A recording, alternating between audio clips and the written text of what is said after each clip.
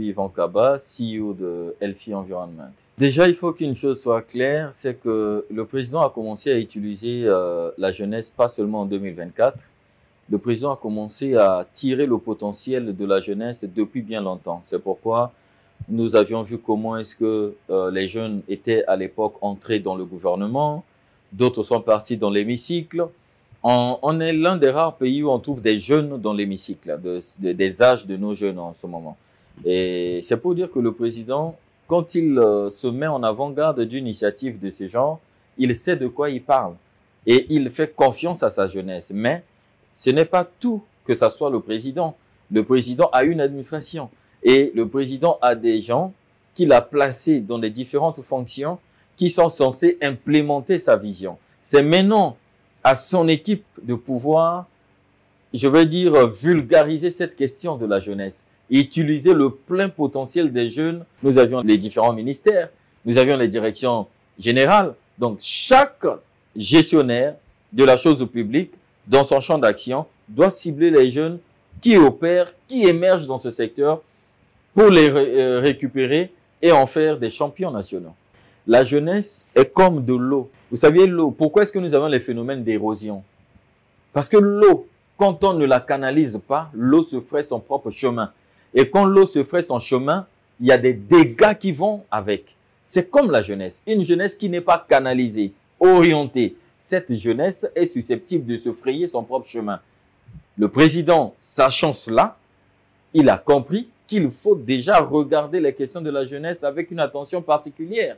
Et c'est pourquoi je reviens sur ce que je disais. Ce n'est pas tout que le président décrète une année de la jeunesse, mais le président a les gestionnaires de sa politique. Il faut que chaque gestionnaire maintenant mette en place une politique de proximité pour gérer cette jeunesse. Ma personne que je suis, je ne peux pas faire un bilan. C'est aux dirigeants qui accompagnent le président de la République dans sa mission, à qui on a confié des responsabilités, c'est à eux de faire un bilan. L'analyse que je fais, c'est que, écoutez, je vous prends l'exemple du cas de l'entrepreneuriat, qui est mon champ d'action. Vous l'avez dit tout à l'heure, je suis très passionné de la jeunesse. Et moi, mon objectif, mon but, mon rêve, c'est de voir les jeunes le maximum possible entreprendre. Parce qu'on ne peut pas avoir une jeunesse qui ne soit orientée que vers la fonction publique, qui ne soit orientée que vers les emplois, qu'ils attendent que des emplois décents de la fonction publique. On peut être des auto-employeurs.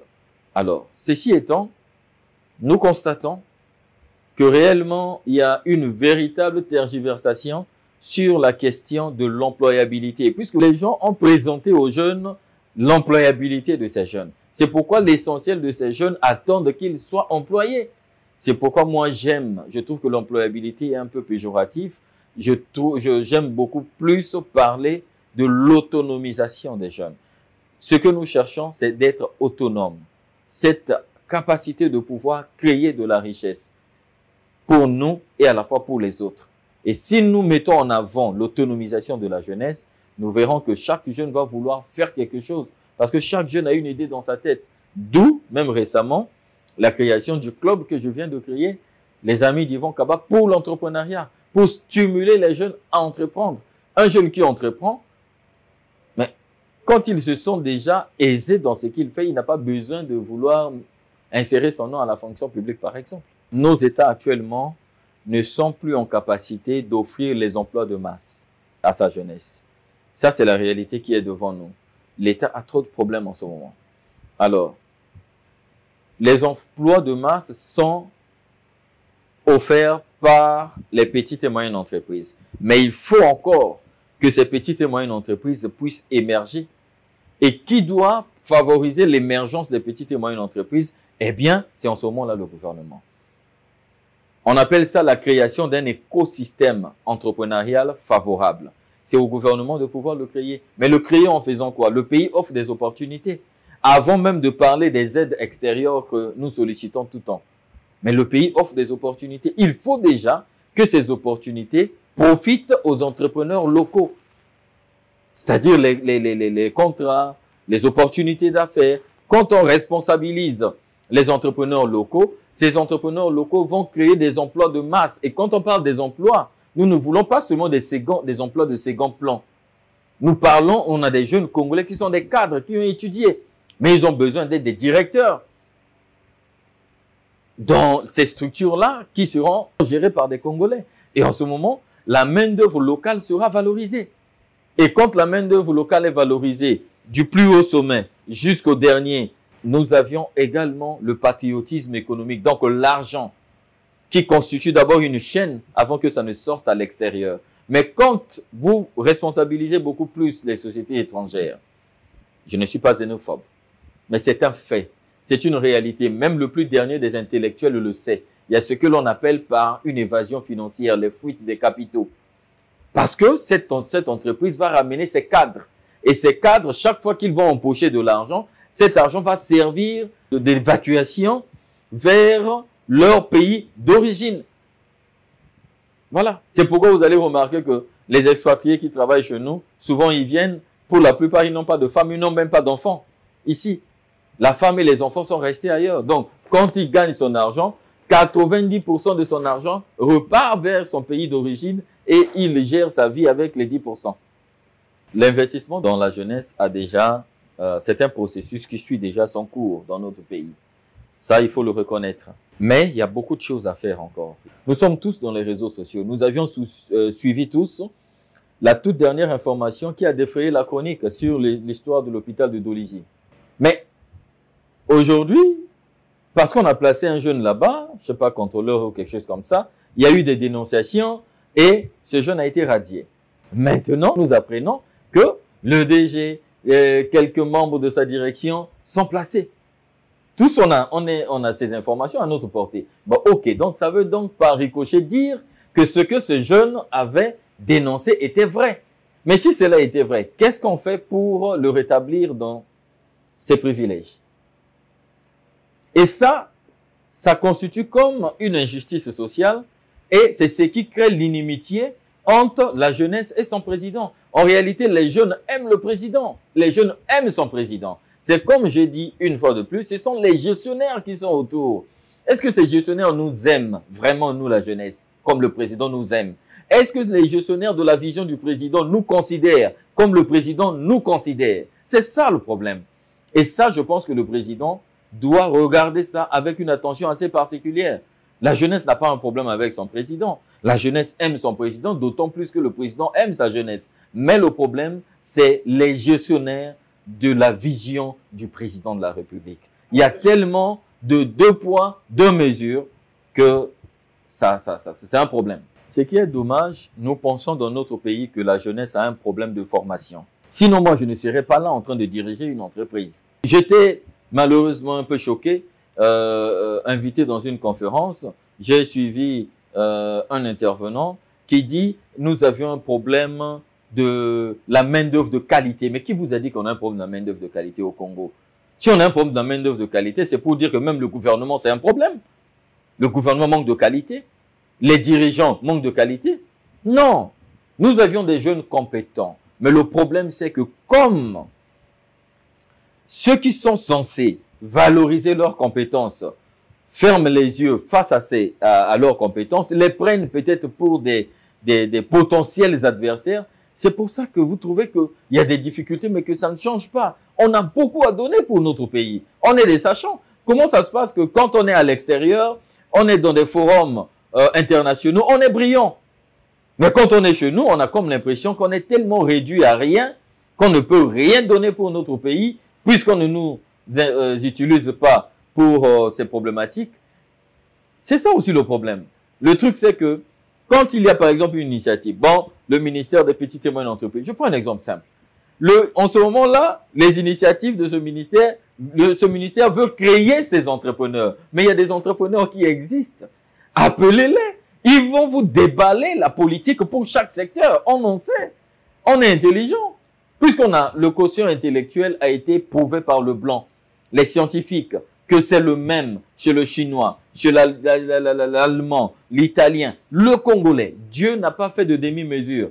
Il a mis la même portion du quotient intellectuel chez tous les êtres humains. Donc ça veut dire que le blanc n'est pas plus intelligent que le noir. Il faut déjà qu'on commence par casser ce complexe, pensant que les nôtres ne valent absolument rien. Le problème, c'est qu'il leur manque suffisamment de responsabilités qui feront en sorte qu'ils puissent acquérir les compétences et les moyens pour développer leurs entreprises et leurs projets. Dans le souci de pouvoir avoir une jeunesse autonome, responsable et capable de compétir avec la pression extérieure, j'ai créé le club Les Amis d'Ivan Kaba pour l'entrepreneuriat. Et dans ce club, je partage les valeurs entrepreneuriales. Je partage cela. Je fais du Made in Congo. Parce qu'après, vous savez, dans le club, quand nous l'avions lancé, nous étions plus de 300 et quelques. Et à ce jour, nous sommes le club qui a dans son sein plus de 500 membres. Mais pourquoi les gens y viennent? On n'a pas, c'est pas que c'est M. Ivan Kaba qui doit donner l'argent à ses adhérents-là pour qu'ils entreprennent. Non, nous mettons en place un écosystème qui est propice au développement de ceux qui sont des porteurs de projets. Chaque membre a une cotisation et ça fait en sorte que ceux qui ont des projets taquent en sorte régulièrement ceux qui ont des projets après avoir étudié ces projets. Donc, déjà, modestement, ça c'est ma petite pierre à l'édifice que je suis en train d'apporter, parce qu'après, il s'agit de la jeunesse. Quand on dit année de la jeunesse, les emplois pour la jeunesse et par la jeunesse. Donc, les jeunes que nous sommes également, nous sommes censés être ces créateurs d'emplois que d'autres jeunes sont en train de chercher. De deux choses d'une, l'accompagnement de l'État, c'est sur deux plans. Le premier plan, c'est sur le plan, on va dire, institutionnel, en termes d'autorisation, de l'agrémentation. Là, oui, c'est bon, on a des autorisations qu'il faut. Mais les autorisations ne sont pas tout pour l'émergence d'une société. Deuxième partie que nous attendons également, c'est la responsabilité. Les tâches qui sont liées à notre secteur, qui sont confiées aux sociétés étrangères que nous pouvons faire, ça n'a aucun sens qu'on puisse confier cela à une société étrangère, tandis que nous pouvons faire les mêmes choses. Le secteur qui est le nôtre, qui est le secteur de l'assainissement, par exemple. Quand vous regardez les gens qui font le balayage des rues, la collecte des déchets, qui conduisent les véhicules, qui entretiennent les sites, par exemple, des dépôts des déchets, sont tous des Congolais. Alors, qu'est-ce que le Congolais ne peut pas faire dans ce métier? Souvent, parfois, on nous pose des questions. Est-ce que vous avez les équipements? Mais c'est une question qui n'a même pas de sens intellectuel. Parce que l'équipement, aucune société qui travaille dans ce secteur-là au Congo n'est concessionnaire des équipements automobiles. Si nous avions le contrat tout de suite, on court auprès de la banque d'à côté, nous avions l'argent suffisant pour avoir des équipements qu'il faut. Les équipements, ceux qui conçoivent des équipements en Chine, à Dubaï, ils attendent que ça. Les banques sont là. Ils attendent que les contrats pour vendre leurs capitaux. Commençons un peu à avoir ce patriotisme économique, à faire confiance aux nôtres. Parce que nous avions le grand challenge de la SLECAF en 2030 qui arrive. 54 États. Donc nos frontières vont s'ouvrir sur 53 États. En ce moment-là, on n'a pas préparé nos entreprises à ce qu'elles deviennent des entreprises fortes. Donc nous allons ouvrir nos frontières pour qu'on nous apporte les services et les produits des autres exclusivement. Et nous allons apporter quoi aux autres? C'est maintenant qu'il faut commencer à préparer ce grand challenge de la SLECAF en fortifiant les entreprises locales. Signer des contrats, des partenariats publics et privés avec les sociétés locales. C'est ça, c'est le seul moyen pour développer les entreprises locales.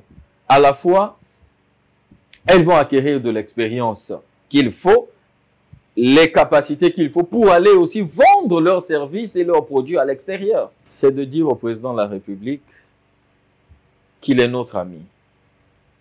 Et il est l'ami de la jeunesse. Nous avions des échéances en 2026. Ce que nous voulons, c'est que la jeunesse soit canalisée. Parce que là, en ce moment, on ne va pas se le cacher, la jeunesse grogne. Mais nous avions besoin des jeunes au sein de cette jeunesse qui soient capables de lever haut l'étendard de la nation pour dire, voilà, on avait décrété l'année de la jeunesse, moi je suis le fruit de l'initiative de l'année de la jeunesse. On a besoin des jeunes comme ça. Et en ce moment-là, ces jeunes pourront servir de témoignage pour d'autres jeunes afin que nous ne vivons pas les escalades de tout genre dans notre pays pendant les moments électoraux. Nous savons comment ça se passe. Et donc que le président, il y a encore quelques mois avant la fin de l'année, nous souhaitons que le gouvernement prenne des bonnes décisions qui favorisent l'élite locale. Parce que ce qui est vrai, nous voyons des choses, ça se passe devant nous. Mais on ne peut pas parler, on ne peut pas tout dire.